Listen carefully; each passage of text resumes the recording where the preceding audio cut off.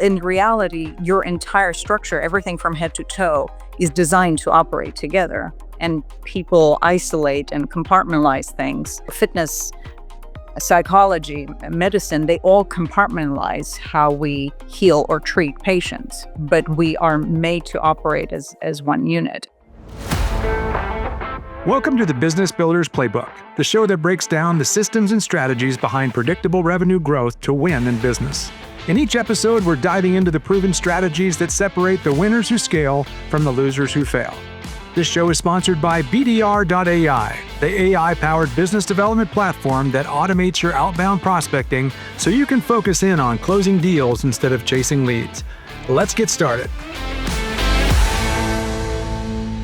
Well, welcome everybody to the show. I'm super excited to dive right in to introduce you to my friend Nino Fincher, who is a expert at helping people elevate their playbook in mental performance. She works with CEOs, executives, top performers, all kinds of various industries. And we've had a conversation prior to this booking of this podcast, and we just hit it off immediately. We shared a lot of common values and belief systems, and we just kind of collaborated for so long that we're like, we need to record a show and talk about how business builders can improve their playbook with better mental strategies to overcome a lot of the strategies or a lot of the barriers that we face as entrepreneurs and senior level executives. So Nino, thank you so much for taking some time to have a conversation today. Such a pleasure. Thanks for having me. It's fun. It's fun to be here with you.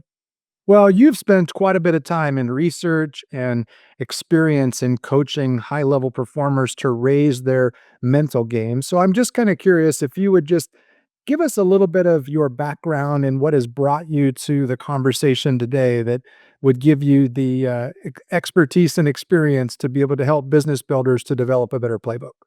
Okay. Um, I came into what I'm doing now in kind of a roundabout way. Um, and my primary sort of a hero story is kind of I went through the hell that's called depression. And I counseled depression for years I got license I got a master's degree in counseling, and I worked with people with depression forever and ever. And then I learned what it actually is firsthand. And so, kind of having walked through that, there are certain principles that I've learned and certain structures that I observed that have been so helpful that kind of have allowed me to get to the point where um, everything else seems kind of fit into that structure. And so my coaching program ended up being helping people walk through those 4 steps that transform how you operate, whether it's business or finance or relationships, etc. But yeah, I came to it through having learned how to do counseling, and then having studied theology, and then having studied ethics, and then having done coaching, and like I have a truckload of certifications and this and that and the other. So it's an eclectic but very useful and directed set of skills, I would say. Yeah. Well, it's like the what's the name of that movie where he says, "I have a certain set of skills, and I will find you." What is that? Taken, I think, is the movie that Liam Neeson plays That's the right. father that will not be overcome by whatever the obstacle is. He's going to find his daughter, and I think that that's really the kind of the vibe that I got from talking with you is that if somebody has been taken by emotional mismanagement and they've just gotten themselves into a predicament, whether it be a plateau, maybe it's distress, maybe it's depression, or maybe it's just that, kind of just struggling with mental roadblocks Yeah. or emotional blocks that are preventing them from not only living their best life, but having the best possible opportunities in the marketplace. And so let's just dive in and talk about some of the biggest mental and emotional roadblocks Mm. that you see inside of entrepreneurs and senior level executives. I think the biggest thing, if I were to summarize, is to say people don't know how the mind operates, and it's detrimental, and it delays them, and it has them focused on unnecessary and irrelevant issues. Just just by learning a certain set of um, rules, again, by which the mind operates, it can be a difference between you succeeding um, or succeeding faster and being kind of stuck in a hole going in circles. And just to reference, the movie that you mentioned with Liam Neeson, I think of it as having three sort of categories that need to be attended to when you're improving anything. It's your mindset, tool set, and skill set, right? And so, I think that's the easiest way to categorize where am I missing and where is the disconnect or the link that needs to be connected or the hole that needs to be filled. And it's inevitable one of those three will be, kind of derailing you from what you're trying to accomplish usually. Yeah. What Mhm. would you say are some of the most common symptoms of somebody that may be struggling with the emotional well-being aspect? Anything that you would just say would be kind of a quick assessment where people could identify, whether or not they need to go to work on some of this? Um, one of the easiest, outcomes that people deal with that is based in emotional dysregulation that I have helped the clients with has been insomnia. Mm. So a lot of people struggling with inability to sleep or to sleep well. um, is usually an indicator that something's happening either emotionally or mentally. And I fixed insomnia in one session for people, which is incredible, but only because we got to the root of what was creating your body responding to what's happening in your mind and in turn in your emotional state. So that's huge. Anxiety is a big one, and I'm sure you run into this all the time, and anxiety can cover so much territory.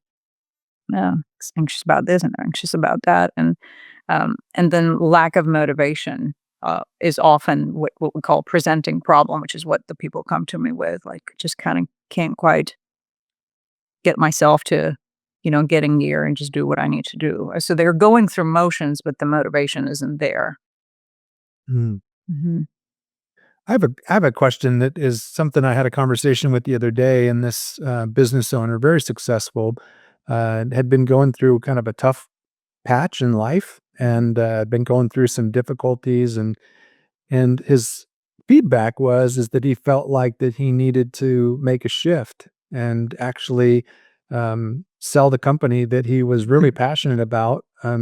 When the company was in somewhat financial disarray, it wasn't where he would get the top value for it, and his idea is that I just don't have the motivation. I don't have the growth mindset to go build this business, which was Yeah. once fun to me, but now it's no longer. And my question was, is that based on feelings?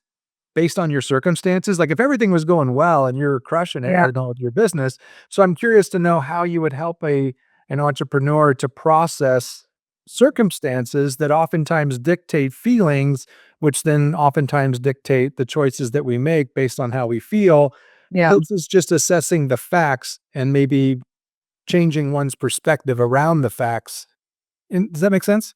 Yes, it does.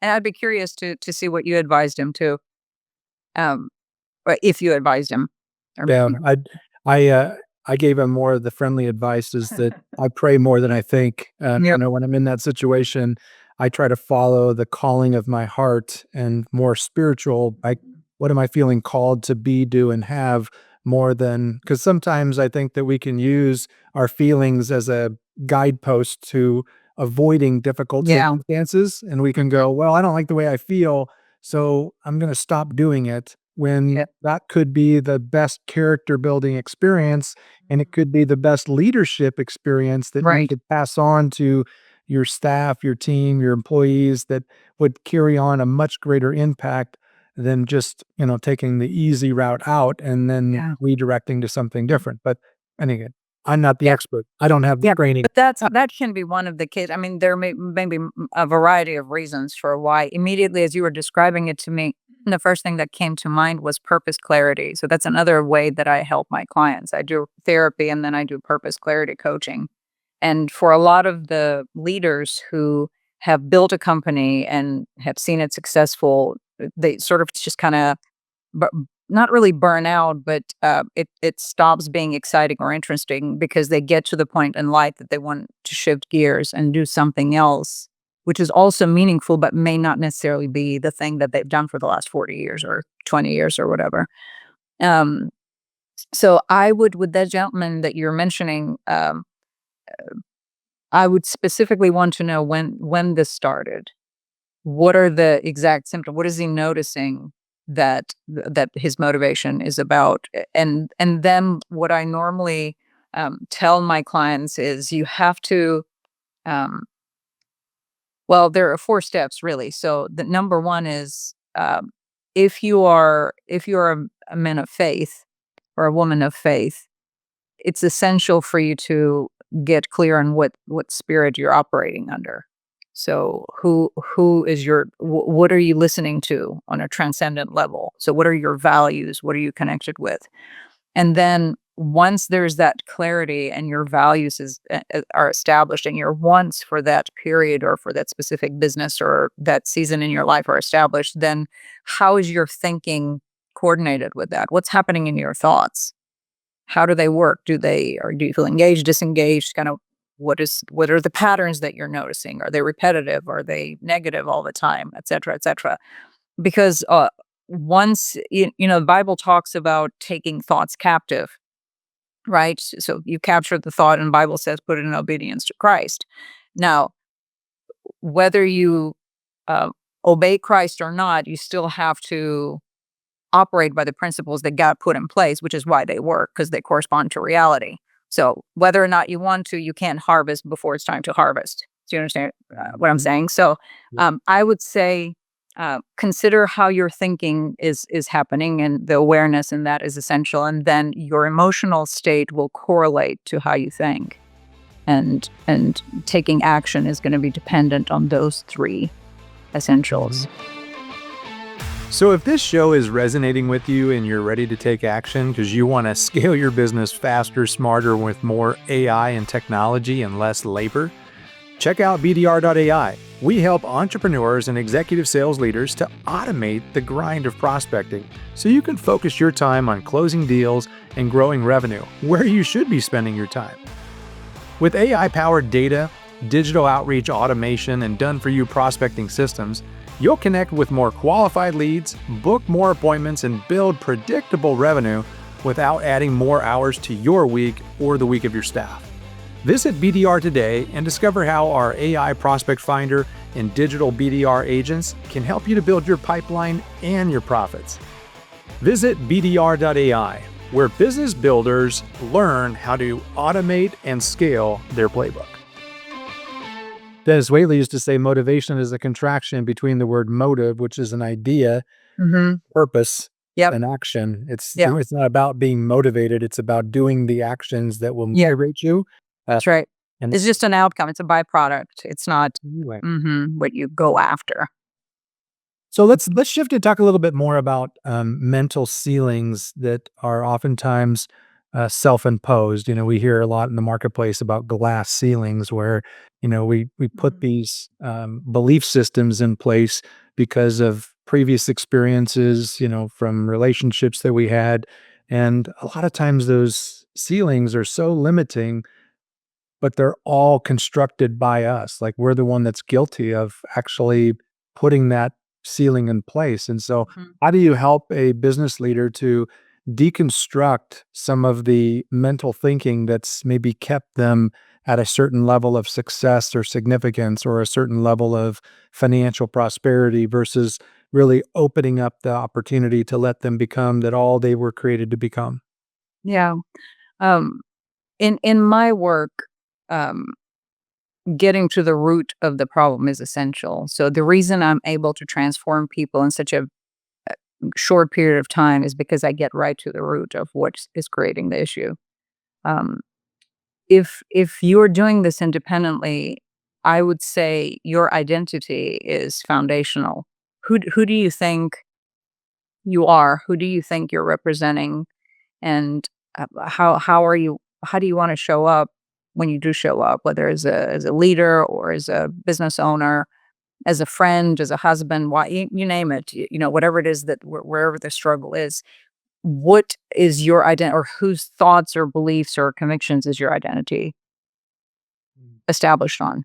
That's essential to understanding it clear about. And um, oftentimes people sort of operate um, based on everybody else's belief about them, or things that they have learned um, from previous work, or from their parents, or from the failures, and the kind of labels that they have attached to themselves, usually subconsciously, and then carry them to their logical conclusion, which is how they play out in real life.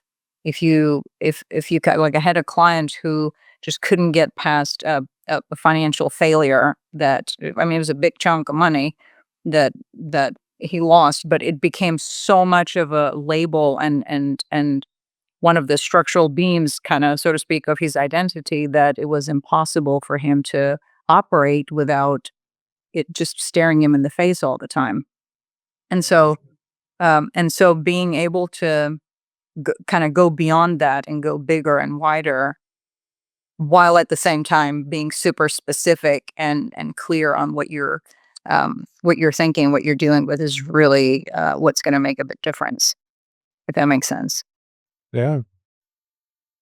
Well, I know I've read a lot on the idea of rewiring neural pathways, and by a long distance, I'm nowhere near the level of intelligence to understand the actual chemistry behind this. Mhm. But would you give us kind of more of a layperson's understanding of how, over seasons of life, we build up these neural pathways that actually cause us to repeat certain behaviors even without consciously choosing those behaviors?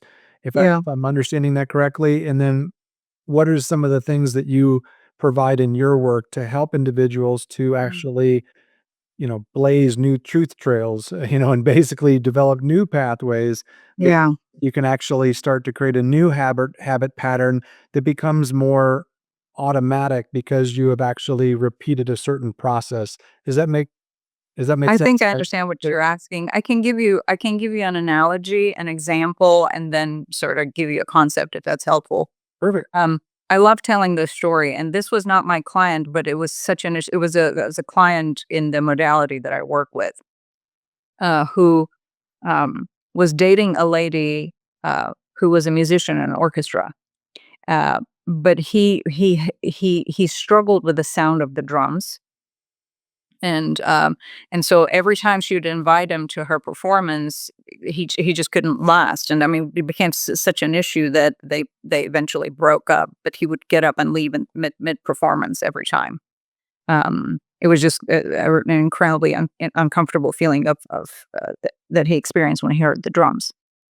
And to shrink the story, in a session, um, and having spoken with his mother later on, it turned out that when he was little, they lived in another country, and his mother said, when when I was pregnant with you, your father wasn't home, and some robbers came into our house, and I hid in the closet behind some suitcases. She said, and I was I was terrified that they were going to kill me and kill you. And she never told him that story, because why tell your kid that nightmare of a story? And she said, and my heart was just beating so hard, I thought I was going to lose my mind. And so the incredible thing was that his entire being registered that sound inside the womb of his mother's womb, of that he then identified as drums later on. And so once that issue was cleared and dealt with, there was no longer an issue, which is incredible. And so when people say, what is the word? Buying mind body stuff, and it just sounds like woo woo and some kind of yoga studio crap that just kind of peripheral. In reality, your entire structure, everything from head to toe, is designed to operate together. And people isolate and compartmentalize things, are um, health systems or well-being system, fitness, psychology, medicine, they all compartmentalize how we heal or treat patients. And but we are made to operate as one unit. And so um, the exceptionally just phenomenal part of what we are gifted with is the brain that literally has the capacity to redesign itself physically, and it's called the neuroplasticity of the brain, which means that it creates new connections with the neurons. Almost like if you were to walk, for instance, through a grass, which is a fresh grass. After a minute, it's going to sort of the grass will just kind of pop back up, and you won't be able to tell somebody walk through it. But if you continue to walk the same path back and forth enough, then you're just going to build a pathway that it's there. And Mm, so it's the brain essentially does the same thing. Uh, great analogy. and it's phenomenal. And so yeah, and so you can same as learning language, for instance. You can learn a new word, but it's important to repeat that word multiple times until you no longer have to repeat it, and it just kind of registers. In the same way, your brain builds a new neural pathway, and now it's part of who you are. And so that's kind of how it works. Yeah, that's interesting. I've always been curious about how that process looks, and you gave us a great visual picture on that. I can remember that idea Good. as the grass being Yeah. patted down. So, Yeah. Yeah. um, couple more questions before we wrap up. I want to talk a little bit about the leadership aspect and how the emotional state that you're in as a leader becomes a contagion that can actually spread to the others in your organization, both on the positive side and the Yeah. negative side. So, talk a little bit more about how that shifting your emotional state into a better state of mind or a better state of being can actually shift your whole organization's state. Yeah. I mean, I think all of us have been in an environment, maybe in our families or in the business setting, where you can just, I mean, you can feel the tension. People say you can feel the tension, or you can cut the tension with the knife, or you walk on eggshells. I mean, there are terms and expressions that literally reflect how you show up, or how somebody in authority shows up creates the environment that others are become sensitive to and are influenced by. And, if a parent can come home and be so angry or disengaged and frustrated to where the kids are gonna n n it's impossible for kids not to notice or to not be affected by.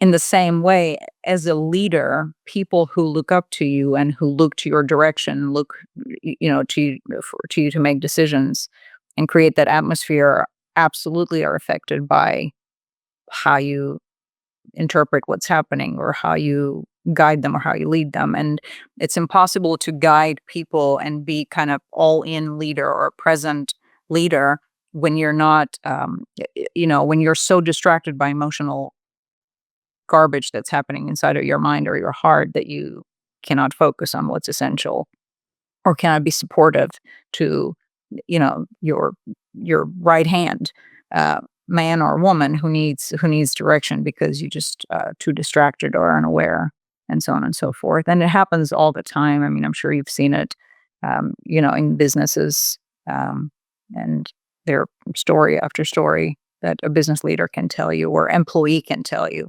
And a lot of people leave. Like, I mean, you've seen that big poster on LinkedIn. People don't leave bad. What is the poster? It says people don't The leave. jabs lead bad managers or Right, right, or yeah, bad bosses, whatever. Lots bad bosses are, sometimes a bad boss is not a bad boss. Sometimes he just doesn't freaking know how to handle this nightmare that he's dealing with. That he just doesn't even know why he's so angry or why he's frustrated. But he cannot help but let it kind of leak throughout the company. yeah. Mhm. Well, and as we're closing things up here, I'd love for you to just walk everybody through a kind of a high level overview of your move method and how they can apply that to building a better business, building a better team, building a better process, And I know you've got videos on that. Maybe you could redirect them back to some of those resources. But would you Sure. mind just giving us a high level overview of that method? Yeah, sure. Thank you. So the easiest thing and the quickest thing, and you can double up the speed. I say tell everybody double the speed when you're listening to stuff. Um, is to go to my TEDx talk on the subject, and that's kind of where I go through those four steps. But the bottom line to them is you have to create some kind of a movement, and oftentimes when people have struggled for an extended period of time, tiny movement doesn't register as successful at all because it's so small compared to what they really want to be aspiring to. But the small movement makes a tremendous amount of difference. So if you can create the tiniest movement today and be consistent with it again today, and then the next day today, instead of planning for the next 3 months or planning for the next 6 months, that tiny movement will compound and it'll create make a big difference in getting you to transformation. Um, um, Another step is understanding how overcoming the things that have held you back in the past is essential. So everybody's held back by the past. Uh, Guilt, failure, frustration, loss, all kind, betrayal, pain, you name it, all the stuff that all of us have struggled with or have dealt with, right? Or they are held back by the fear in the future. But leaders generally, like leaders I deal with, rarely struggle with the future. They usually struggle with the past because um, high level leaders aren't afraid to make decisions. They dive in and they go for it. So past is a massive hostage holder, and being able to understand that you have already overcome a lot of what you think you're dealing with is essential. Number three, um, understanding the value of what you're doing. Like, for instance, the guy you mentioned who wants to sell the company. Well, okay, why now? Why do you need to sell it? You don't need the money, or do you need the money? Or is it because something else has become more important? So what is the value that you are assigning to what needs to have your attention and your time? And then finally, really getting clear on expectation, because your mind will always anticipate something and you literally get to be in charge of what it anticipates. And you can anticipate failure, you can anticipate success. And just with a little bit of training, you can get to either one, or by default, just go to the other, which is what the mind's operating system is. And so those four things: movement, being able to have overcome, and reminding yourself that you have, establishing your value and the purpose and the clarity of what is it that you're aiming for, and then finally setting the right expectation.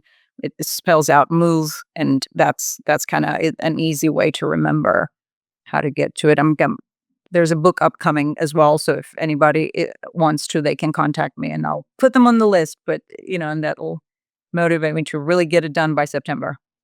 Absolutely. And we'll put the contact information in the show notes to make sure that everybody can get in touch with you. But Nino Fincher, NinoFincher.com is the website address. Am I correct on that? That's correct. Very good. Well, hey, it was such a pleasure having another conversation with you. I appreciate you sharing some of your wisdom and tips and strategies to help others to find more victory inside their business as well as their personal life. So thanks everybody for joining us for the show. Go check out let's move to NinoFincher.com and get more tips and tools on how to develop a emotionally resilient mindset. Thanks, dude.